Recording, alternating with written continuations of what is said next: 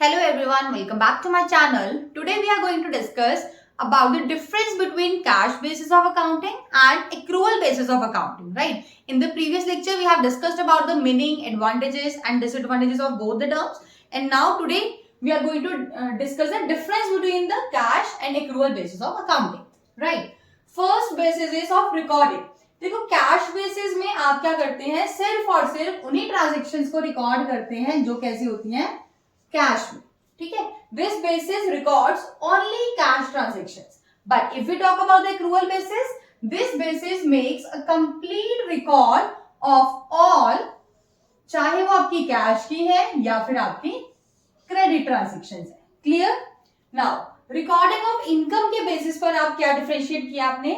As per this basis means cash basis में क्या किया गया है, only those incomes are recorded which have been received in cash. Again, incomes भी आप वही रिकॉर्ड करेंगे जो आपने कैश में रिसीव कर लिया है. बट एक्रूअल बेसिस में ऐसा कुछ नहीं है. आपकी हर तरह की इनकम रिसीव हो रही है, चाहे वो कैश में है चाहे वो क्रेडिट में है. अगर एक्रू और अराइज हो गई है तो आप उसे रिकॉर्ड कर लेंगे, वेदर द कैश रिसीव्ड और नॉट. ठीक है.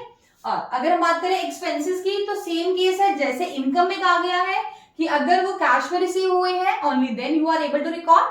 सिमिलरली एक्सपेंसेस के लिए भी यही चीज बोली गई है. एक्सपेंसेस तभी रिकॉर्ड करेंगे जब आपने उन्हें पे कर दिया है कैश में. ठीक है. बट अक्रूवल बेसिस में ऐसा कुछ नहीं है. इसमें क्या कहा गया, all expenses are recorded whether cash is pay और नॉट. सिंपल. ठीक है. नेक्स्ट आता है कैपिटल एंड रेवेन्यू आइटम्स के बेसिस में आपने कैसे डिफरेंशिएट किया, राइट? कैश बेसिस में क्या कहा गया है, this basis does not make any distinction. किसके बीच में कोई डिफरेंस नहीं किया गया है, कैपिटल एंड रेवेन्यू आइटम्स में. ठीक है. कैपिटल नेचर की कौन सी आइटम्स है, रेवेन्यू नेचर की कौन सी आइटम्स है, इन दोनों के बीच में कोई भी डिफरेंस नहीं किया गया कैश बेसिस ऑफ अकाउंटिंग में. बट अगर हम बात करते हैं एक्रूअल बेसिस ऑफ अकाउंटिंग में, तो इन्होंने प्रॉपर डिफरेंशिएट किया है कैपिटल एंड रेवेन्यू आइटम्स. ठीक है. Next point is ascertainment of correct profit and loss. अब आप खुद बताइए कि अगर आप सिर्फ और सिर्फ कैश ट्रांजैक्शंस को ही रिकॉर्ड करते हो तो क्या उसके बेसिस पर आपको करेक्ट प्रॉफिट या लॉस पता चल सकते हैं? Of course no. क्यों? क्योंकि आपने क्रेडिटेबल ट्रांजैक्शंस को इग्नोर करा हुआ है. तो यही चीज बोली गई है, it does not ascertain correct profit और लॉस. अब रीजन क्या है? Because it does not make a complete record of all cash and credit transactions.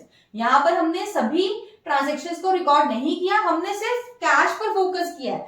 Credit transactions को हमने इग्नोर किया है. That's why it is called it does not ascertain the correct profit or loss, right? But if we talk about the accrual basis of accounting, it ascertains correct profit and loss. Reason behind is it makes a complete record of all the cash as well as credit transactions. Clear? Last one is suitability. अब cash basis of accounting कहां पर suitable होता है और आपका accrual basis of accounting कहां suitable होता है?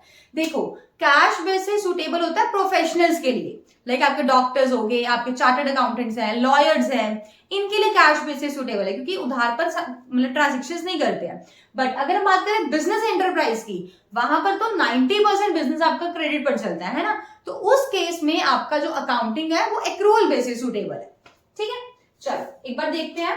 Cash basis is suitable for professional people. जितने भी प्रोफेशनल्स हैं उनके लिए सुटेबल है, लाइक आपके डॉक्टर्स हो गए, आपके लॉयर्स हैं, सिमिलरली आपके सीए हो सकते हैं, right? But if we talk about the accrual basis, it is adopted by the business enterprise.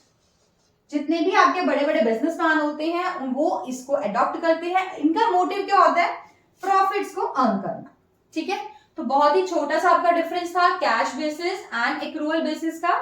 I hope you like this video. Thanks and have a wonderful day.